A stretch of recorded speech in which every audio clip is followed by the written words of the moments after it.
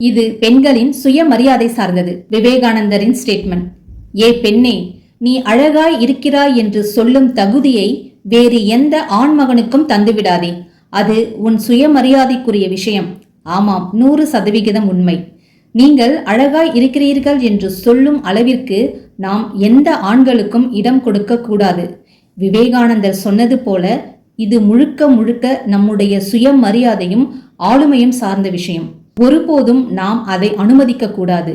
அதே போல நம்மை யாரோடும் ஒப்பிட்டு பார்க்க கூடாது என்று சொல்கிறார் Hitler. Don't compare your self with anybody.